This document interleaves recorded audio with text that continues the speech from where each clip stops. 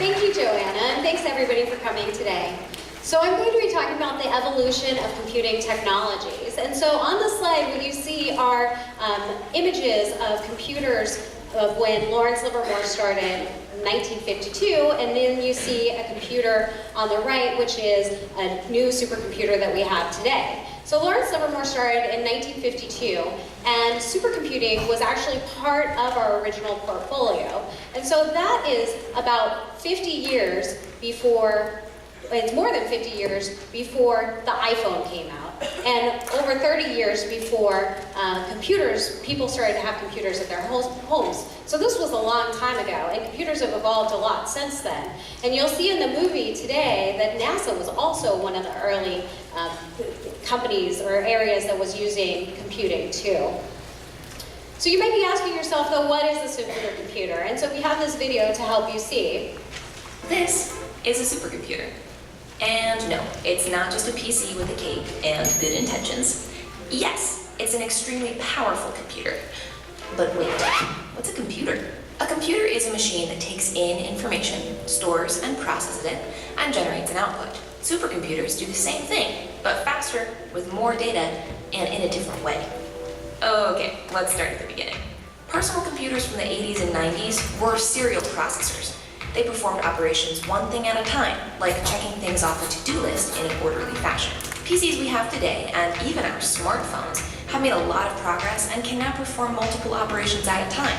But for problems that are extremely complex, like simulating molecular behavior or modeling the Earth's climate, serial processing, or even using a modern PC would take way too long.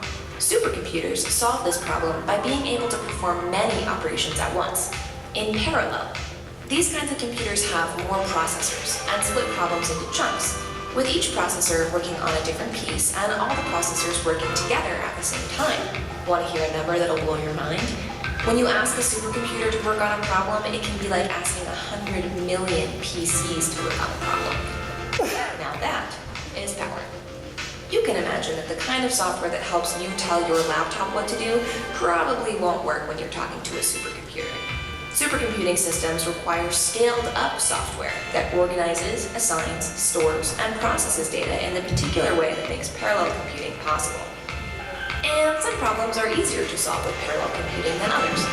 Fun fact, problems that are really easy to split into chunks across a parallel computing network are called embarrassingly parallel problems. Something else to consider, running an immense number of processors requires an immense amount of power, both to run the computers and to cool them down. Just like your laptop has a fan in it to keep all its moving and electrical parts cool so it can continue to function optimally, computers on a much larger scale have to be kept cool too, either by fan or by cooled water that flows through pipes throughout the computing building. So, supercomputers not only solve some of the world's toughest problems, but also present interesting software and hardware challenges for the world's most creative problem solvers. The new supercomputer being installed at Lawrence Livermore National Lab, called Sierra, will be one of the fastest in the world, and will be used to solve a diverse array of complex problems, like how to speed up discovery of new cancer drugs, and will help us ask questions the world needs answers to. So you heard about some of the ways that we can use supercomputers, some of the things that we could do with supercomputers. But I want to talk about something right now that's something that you've probably all experienced, and that's the evolution of airplanes. So airplanes have come a long way since the Wright brothers had their famous flight in 1903, and part of that is supercomputers. The other part of it is experiments. So experiments and supercomputers working together is a really important thing that we do at Lawrence Livermore. So we'll talk a little bit about some of the experiments that they did for airplanes, but an important thing to understand is that they don't just build an airplane and see if it works. They have to divide it into lots of different pieces and understand how each of those pieces can work. So we do this integration of experiments and computer models. We need both of them. We can't just use one or the other to make the things that we're working on better. So, for example, experiments, for example, you rely on things that are called observables. So the things that you can see and you can measure. And so you rely on tools that allow you to measure information that you're getting out of them. And there are times where your thermometer might only register to full degrees, or your ruler might only use inches, but you need to get something that's smaller than that. Or you have a timer and you don't know how long it took you to hit the stop button. So there are errors that are introduced even in experiments. Even though that's the real world, there are errors that are introduced there. Computer models have an advantage that you can measure things all over the place and you could get lots of measurements, but they rely on you understanding the equations. And so an equation is something like force equals mass times acceleration. It's Newton's second law. And you could easily put that into a computer model. You can say, well, I know the acceleration due to gravity is 9.8 meters per second squared, and then you could give input, like you saw in the video, of the mass, and then you could calculate force and get that out. And so computer models rely on you actually understanding what's going on, and which isn't always the case, and the experiments rely on you being able to measure information. So to make that clearer, we have this video about how they do experiments, some of the experiments for airplanes. And so this is an airfoil, and you can see in the video that there's smoke that's going around it. And this was work that was done at NASA, like in the movie that we'll see. And you can see the air going around it, and you can see that it's going faster in some areas and slower in other areas, but you have to rely on being able to measure that, which is why they use smoke, to make it easier to observe. So as the airfoil changes angle, you can see the air going around it in different ways. So a computer model can be something that's kind of similar. Here's an example of one that is an airfoil again, but it's a 3D computer model that is made to approximate what happens in the real world. So we're going to go to YouTube and watch this video. But what you can see in it is the color in this case represents a Mach number, and so it's a measure of speed. So the red is where it's going very fast, and the blue is where it's going slower. And you can see how you have different speeds across it, and how you can see the air that's flowing at different speeds is mixing together, and it's causing this turbulence. And so an advantage that you see here is that you can actually calculate and measure exactly what's going on based on the information that you have. At Lawrence Livermore National Laboratory, we do this all over the place. And one of the examples is the National Ignition Facility. So this is where we have 192 laser beams that come into this gold hole run. And so this is a little cylinder that's about the size of a pencil eraser.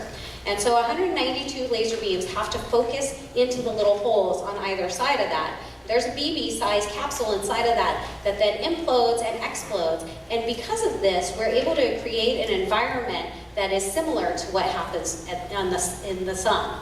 So we can get to 100 million degrees Celsius, and we can get to pressures that are over 100 billion times the pressure that we have on the Earth's atmosphere. So we're able to create an environment that is really hard to create, so that we can measure and understand what's happening there. And so that can help us understand energy that we're getting from the sun. And so these models are really complex. We're way past the simple formula that I showed you earlier with F equals ma. And because these models are so complex, we have really big computers to help us solve these problems. And this is Sierra that you saw in the video. And these computers keep getting bigger and bigger. And so you might be wondering, why do they have to get bigger? So one of the reasons is resolution. So if you had an image and you only have a very small number of pixels to represent that image, you can't really tell what it is. It's hard to see what the image is of. But if you start to increase the resolution, you can see that it becomes clearer over time until you can see that clearly that it's a butterfly. Now our computer models are the same way, where we need to increase resolution to be able to do the calculations to understand what's really happening. So in the example that I showed, and the picture on the left, it's a 2D image. So as you increase the resolution, if you're increasing it the same in both directions, then you're increasing it at x squared, which means that it gets faster quickly. But in a computer model, like we saw in that YouTube video, the 3D computer model, we're adding another dimension in space and we're adding time. And so it's instead of getting x squared increase, we're at x to the 4th, and so it gets bigger even faster. And we need big computer models to help us, or big computers to help us with this. And it really makes a difference in the calculation. It's not just about seeing a clearer image, it's about understanding what's happening in the calculation, in the computer model. So in this example, we have different resolutions. This is a model of a supernova, so it's an exploding star. And the two different colors, the red is where it's hotter, the blue is where it's cooler. On the left side, you'll see what's called the reference resolution. So that's the lowest resolution in this, and the resolution gets higher as you go clockwise through the model.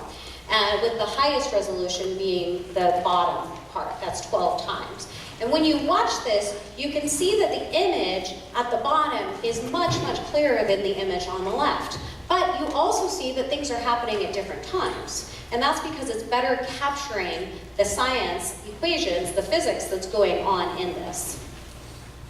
So as we look at our computer models and as we try to solve them in better ways, we want to increase resolution, both in space and time. So computers have evolved a lot during Lawrence Livermore's history since 1952. And Sierra, for example, that you saw, can run at 125 petaflops. So this means 125 with 15 zeros after it, operations every second. Now this is a huge number, and so sometimes you see these big numbers, you hear these big numbers without ever really thinking about it. But if you had this many seconds, it calculates out to almost 4 billion years, which is almost as old as the Earth itself. So let that sink in. So computers are definitely getting faster, but you might ask yourself, are computers getting smarter? And so one of the things that you might not think about all of the time is your smartphone. We use the word smart, and it may not seem that smart to you, but Joanna's here to help us talk about what kind of intelligence your smartphone does have.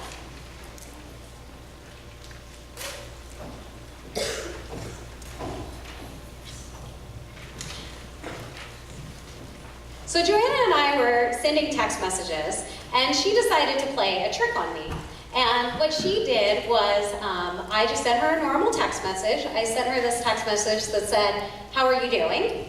And what she decided to do is, instead of actually typing something, she just let her smartphone put together random sentences to confuse me.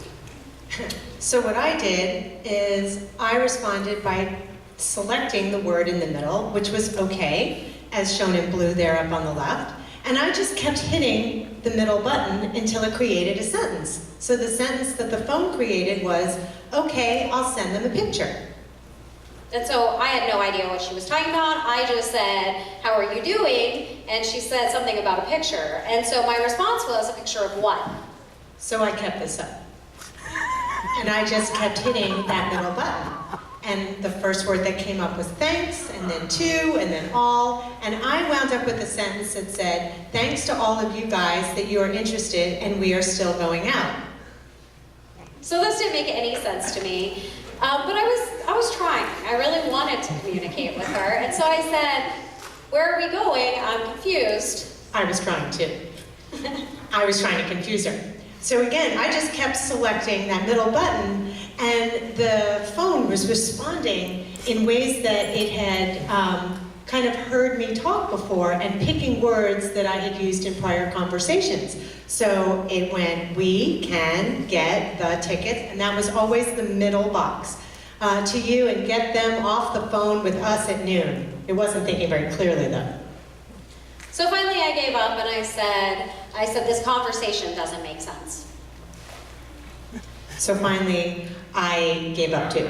And I said, it doesn't need to make sense, it just needs to work. And we were just trying to show to you that the phone was actually trying to anticipate our conversation. Thank you, Joanna. So that may not seem that smart, but it's able to put together words that actually go together, and they are grammatically correct, for the most part, to form some sentences. And so it's not something that is coded up by hand. We don't have people that go in and say, okay, if they're using this word, then we're going to have this word come next. And so we'll talk more about how this kind of learning is built into your phone. And so we talk about this as machine learning, and machine learning allows computers to learn in a similar way to the human brain. So what does that mean? So let's take a step back and talk about your brain and how that works. And so we have these things called neurons in our central nervous system.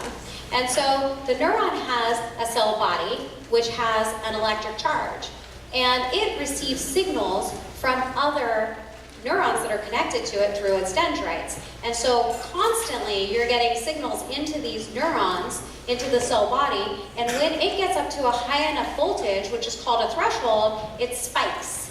And when it spikes, it sends a signal down its axon to its axon terminals where it connects to other neurons. And so it connects to other neurons at their dendrites, feeds into their cell bodies, and this keeps going. So this seems like a pretty simple concept, but when you think about the complex connections that are formed in your brain, this becomes very complicated. And this is actually how your body functions. This is how your heart beats. This is how you are doing things that you don't even recognize, like maybe shifting in your seat right now, or even how you decided that you were going to come to this today. And so this controls how you learn and how you think. So the human brain has almost 100 billion neurons in the average human brain. So that's a lot of this, and a lot of connections that get stronger or weaker, or just form new connections over time. And that's learning. So we'll go back to computers now and talk a little bit about how computers models integrate this type of thing. So first we'll talk about traditional if-then coding. How many people are in here are familiar with some if-then coding? Anybody? Yes, good, thank you.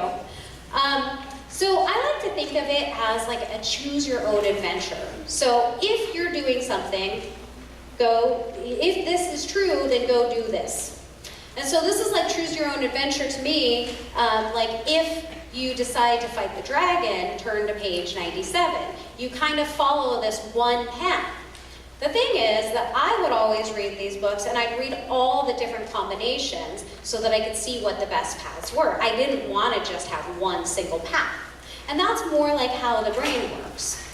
And so artificial neural networks that are acting like the brain, the neurons that are in the brain, they allow you to solve problems in new ways. And this is more like how you think. So for example, when you were getting ready to come here today, you probably didn't say, if I choose this shirt, then I must choose these pants.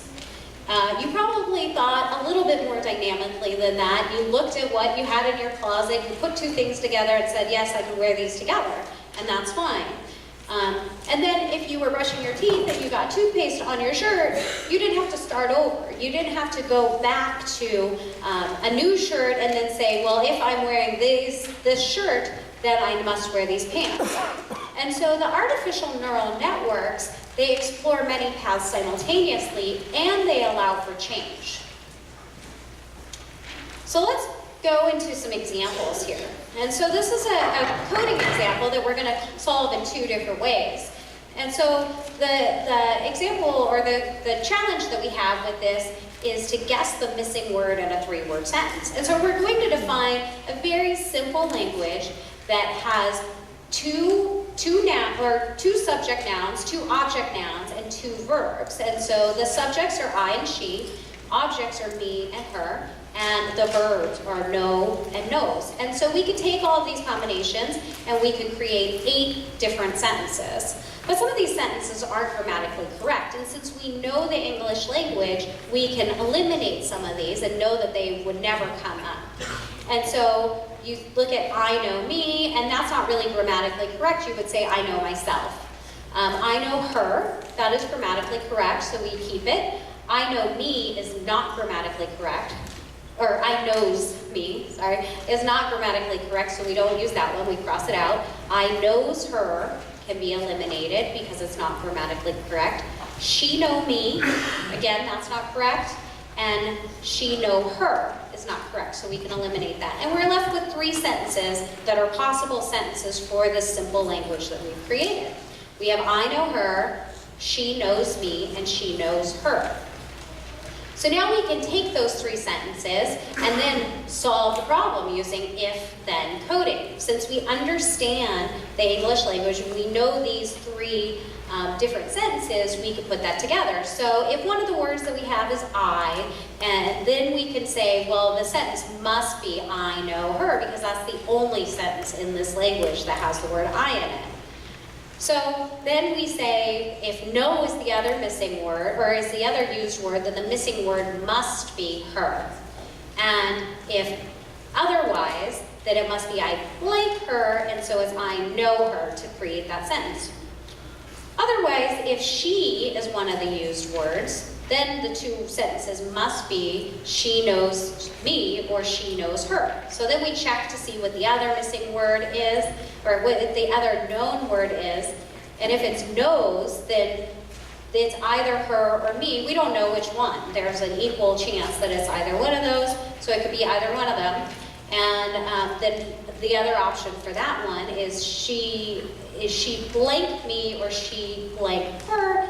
The missing word has to be knows. And this actually goes on. This hasn't solved at all, but this is an example of how you would use if-then coding for this. If you look at a neural network, what you could do instead is just form connections between the words. And so for this, you say, I can be in the same sentence with no and her. And that's because they were in the same sentences together. She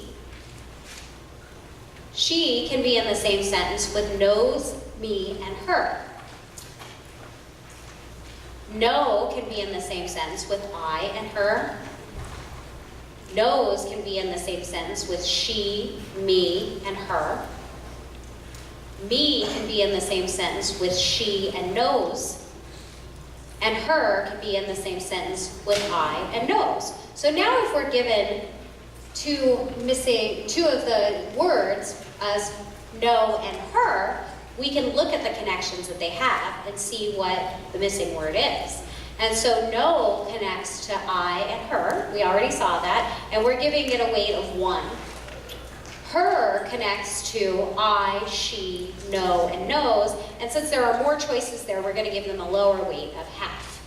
Now, like the brain works, we're getting these signals from various places, and we look at the sums that we're getting. We're adding them up together and looking at what those add up to. And so we look at the sums. It has the highest sum of 1.5. The rest of them are lower.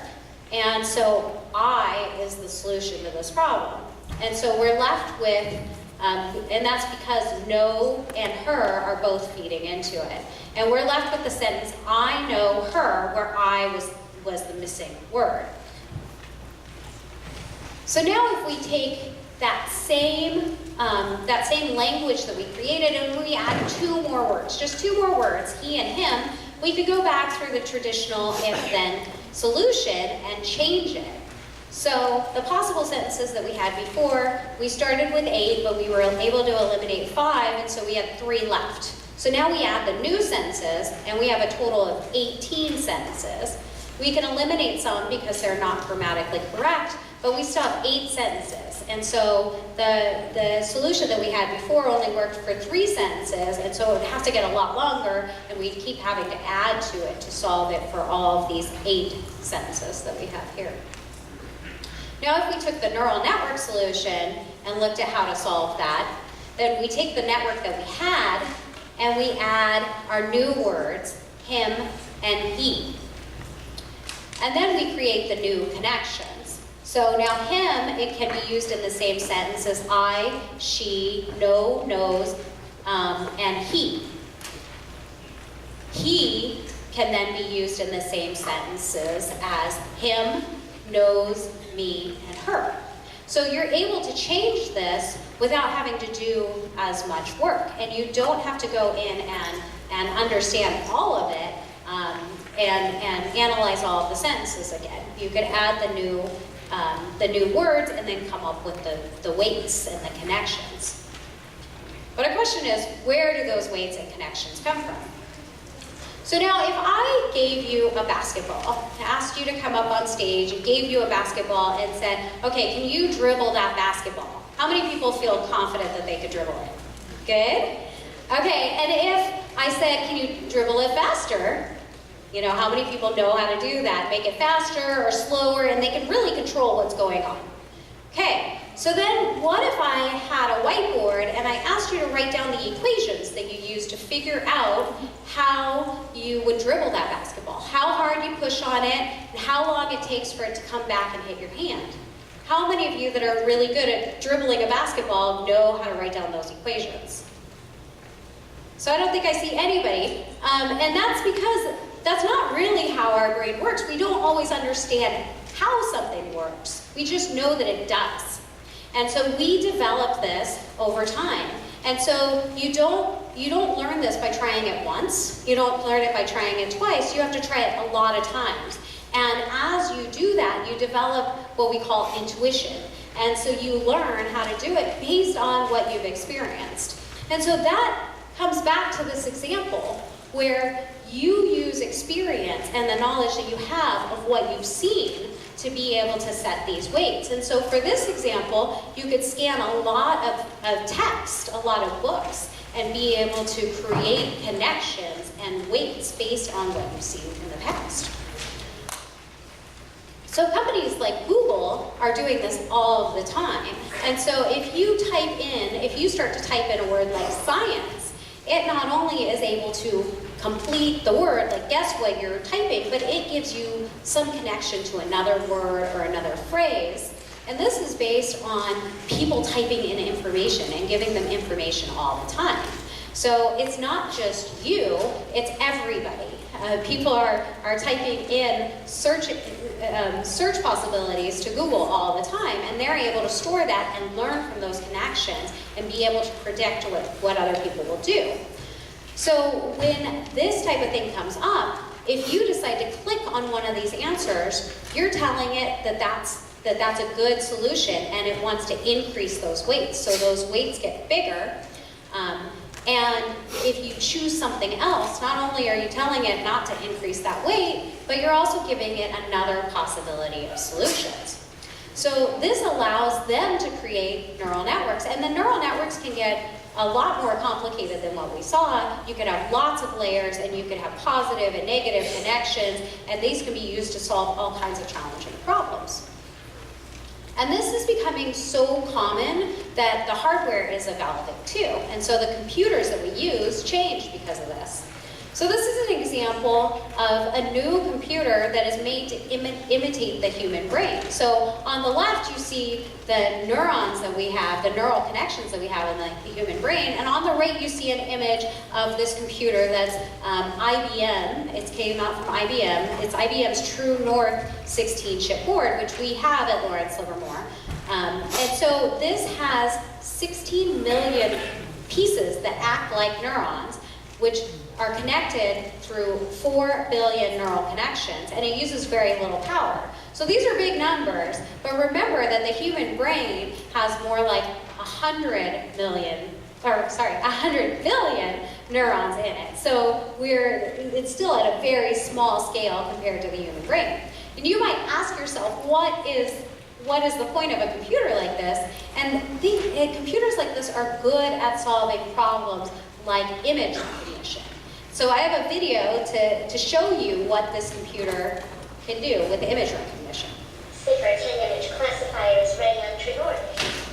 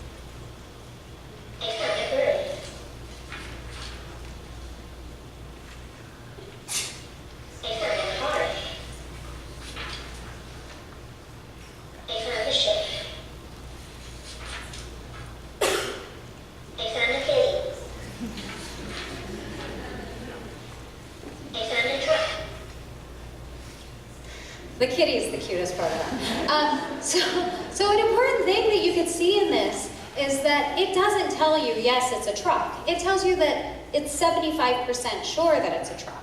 But it also tells you that it's 39% sure that it's a car and 11% sure that it's a kitty. So this is not going to solve all of our problems, but it can solve some of these problems that work better on this type of computer. So a big part of this that I talked about a couple slides ago was the idea of energy efficiency. So Sierra, the computer that you saw in the video and you've seen a couple pictures of, it's projected to use 10 megawatts of power.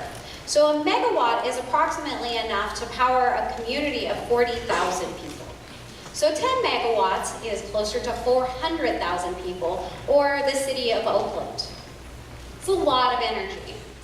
IBM's True North computer is supposed to use about 1/10,000th of the amount of power for similar problems. So instead of being at 400,000 people, we're closer to 40 people, or a single street. So that can make a big difference. And future supercomputers are expected to need 40 to 50 megawatts of power if we don't make changes to the hardware that we have. So now, instead of the city of Oakland, we're talking more about Alameda County, which is where both Livermore, where I work and live, and Oakland are, and that's about 2 million people. So that's a huge amount of power. So we want to be able to integrate this type of hardware into our big supercomputers to be able to solve some of our problems with lower energy. But we're not going to take all of our problems and solve them on this type of hardware. We have a lot of problems that involve a lot of math. And when we're asking what is 3 plus 5, we want to get the right answer. We want to get that the answer is 8. We don't want that there's an 11% chance that the answer is 1. So we can take some of our problems that might be able to be solved on this type of computer and move it over to that computer and then reduce the amount of energy that we're using. And so one of the examples is back to that idea of resolution. What I showed you before, it was x squared, or x to the 4th for a 3D model that's changing over time. But we could get smarter about recognizing where something is important. So if we have an image like this, instead of increasing the resolution everywhere, we can just increase it in an area that we think is important. And this could be done based on what the image looks like.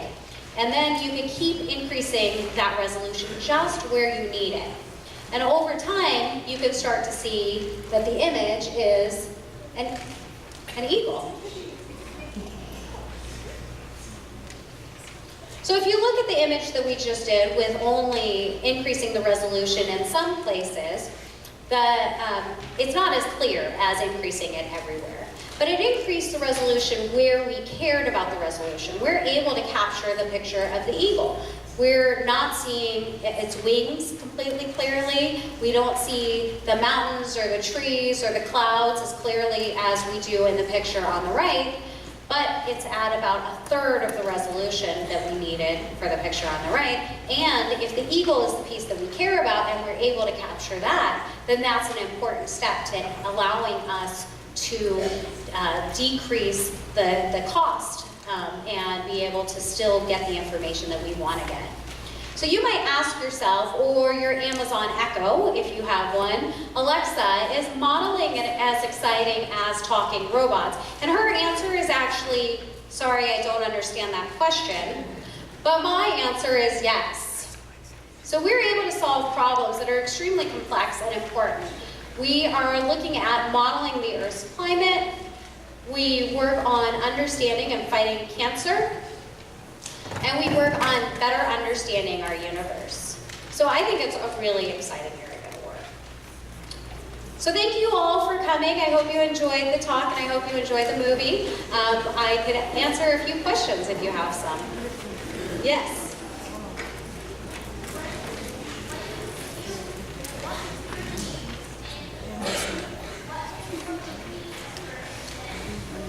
What type of coding for what? Oh, if and then. So a lot of our computer languages use if and then. So the languages that I use personally, I personally use Python and C++ a lot. But there's if-then statements in pretty much every coding language. So there's MATLAB, there's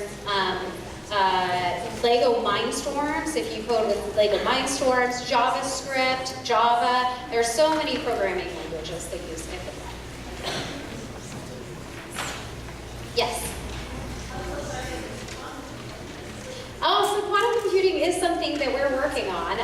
And so we do have access to a computer that does quantum annealing, which is different than quantum gates. I'm not a quantum person, so I know that these things are going on, and it is a way for us to increase or improve our optimization problems. And so that's definitely something that we're interested in. Yeah. Yes.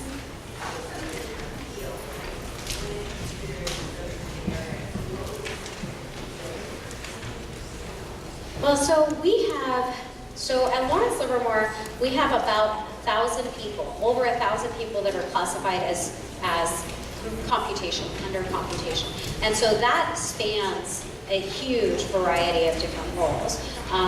We have people that do desktop support, helping people get their computers set up on the IT side. We have people that work in our big supercomputing facility, getting all of that working.